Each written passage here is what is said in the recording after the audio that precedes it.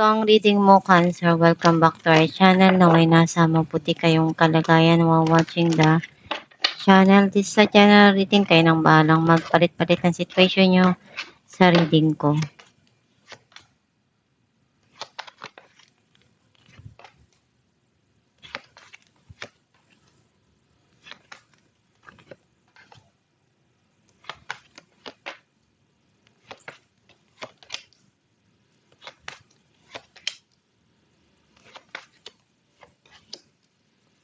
At the bottom of the deck, Queen of Pentacles. I feel like ang nasisense ko na energy mo, iniisip mo na ano yung kailangan mong paglaanan ng oras. Sino? Kanino? Ano pa yung kulang? Ano pa ba yung dapat gawin? And some of you, iniisip mong mag-invest isang business para mapalago yung income mo, yung financial mo.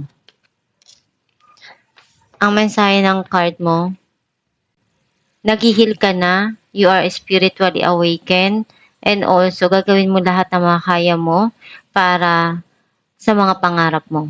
At hindi ka basta-basta susuko kahit ano yung mangyari dahil alam sa sarili mo na kaya mong abutin kahit ano pa yan, kahit gaano kahirap, gagawin mo yung lahat ng makakaya mo.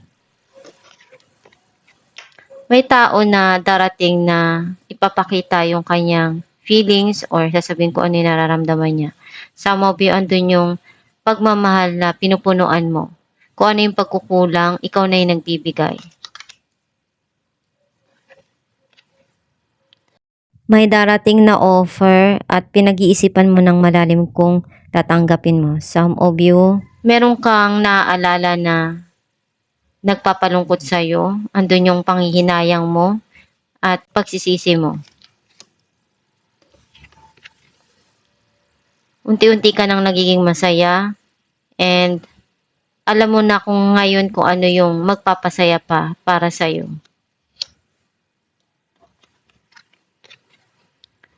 Nagbabalik tanaw ka, may mga naalala ka sa nakaraan at hindi mo makalimutan yun kasi napakahalaga ng memories na yun para sa'yo.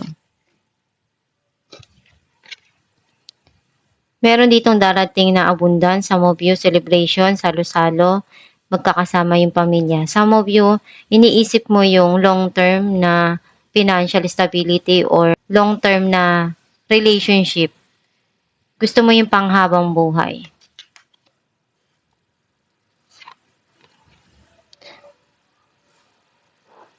Itong tao na to, sobra kanyang mahal. At gusto niyang iparamdam yun sa'yo. Some of you, andun yung pagmamahal na pinapakita mo doon sa mga taong mahal mo. You need to listen to your intuition or you're keeping a secret. Clarify natin ang Queen of Wands. Queen of Wands and Strength. You are spiritually awakened and hindi ka na basta-basta magpapatalo sa kahit anong problema or pagsubok na binibigay sa iyo or dumarating kasi alam mong kaya mo na malagpasan yon at handa ka dun sa mga dumarating na pagsubok sa buhay mo. And some of you, itong tao na to very passionate siya. Gusto niyang ipakita yun sa iyo at gagawin niya lahat ng paraan para ipakita yung passion niya or affection niya towards you. Some of you, mas matapang ka na ngayon. Gagawin mo lahat ng makakaya mo para doon sa mga pangarap mo. Clarify natin ang Four of Cups. Justice and the Lovers. Ngayon nagkakaroon na ng linaw sa'yo yung mga nangyari sa nakaraan and nagsisisi ka. Minahal mo yung tao ng sobra-sobra at ipinadama mo sa kanya yung totoong pagmamahal na buong-buo, na walang kahati at totoong pagmamahal. Clarify natin ang The Hermit. Four of Cups and Ten of Cups. Naalala mo yung mga nangyari sa nakaraan and you feel nandun yung regret. Kasi yung mga nangyari sa nakaraan, isa yun sa pinakamasaya para sa'yo.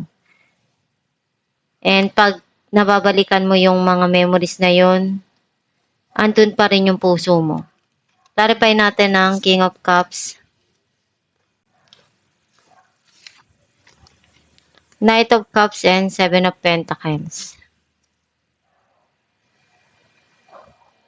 Iniisip mo kailan kaya darating yung panahon na maibibigay din sa'yo yung mga bagay na binigay mo. And one day, darating din yung tamang tao para sa'yo na magmamahal. And andun yung lahat ng mga pinaghirapan mo, mag-grow din yan. Clarify natin ang Knight of Cups, Death, and Three of Wands. Meron ditong darating na pagbabago and kailangan mong pagdesisyonan at harapin yun. Clarify natin ang The Sun, The Hierophant, and King of Pentacles. Kung ano yung magpapasaya para sa'yo, yun yung gawin mo.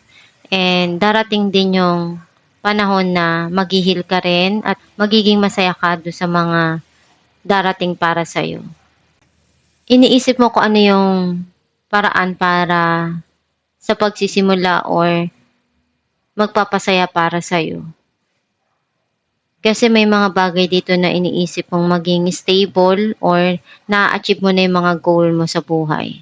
Kaya nagiging masaya ka kasi iyon yung isa sa talagang desire ng puso mo. Clarify natin ng Ten of Pentacles, Five of Wands, and Nine of Pentacles. May mga sitwasyon na feeling mo meron kang kakumpetensya. Pero ginawa mo lahat yung makakaya mo at na-achieve mo naman yung gusto mo. Some of you, andun yung naramdaman mo yung struggle. Pero mas naisip mo na masaya ka naman kung ano yung meron ka ngayon. Natuto ka na rin maging independent at tumayo sa sarili mong paa. And alam mo na ngayon kung ano yung gusto mong gawin para sa buhay mo at gusto mong makuha. Clarify natin ang The High Priestess,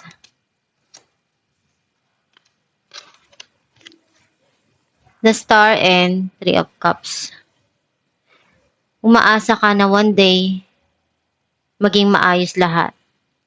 Or may darating dito na pag-aayos or pagkikita. Isa ito sa talagang pinapangarap mo. And you keep it to yourself. Some of you, iniisip mo na sana isang araw, maging maayos din yung mga nangyari sa nakaraan.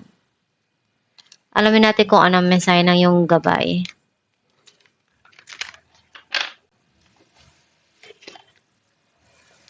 Life purpose. The purpose of your life is to serve in a way that brings great joy to yourself and others. Don't worry about finding your purpose. Instead, focus upon serving a purpose and then your purpose will serve you. Ang mensahe ng yung gabay na kung ano yung purpose mo sa buhay, Diyos lang ang nakakaalam nun. Basta kung saan ka masaya, yun yung gawin mo. And kung ano yung mga dumarating sa buhay mo, harapin mo lang yun at pagsumikapan mo na malagpasan. Kung ano yung sa tingin mo, kailangan mo pang ibigay or tapusin. Basta isipin mo lang palagi na nandyan ang Diyos para tulungan ka sa mga pinagdadaanan mo. Magdasal ka lang palagi para matupad mo yung mga pangarap mo. Huwag kang basta susuko sa kung ano man yung nangyayari ngayon sa buhay mo kasi pagsubok lang naman yan.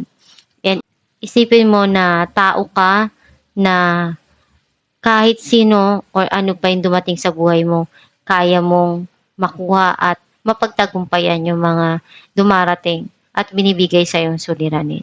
Pagsumikapan mo lang na ma-achieve mo kung ano yung gusto mo sa buhay at magdasal lang palagi para magabayan ka ng Diyos sa mga pinagdadaanan mo.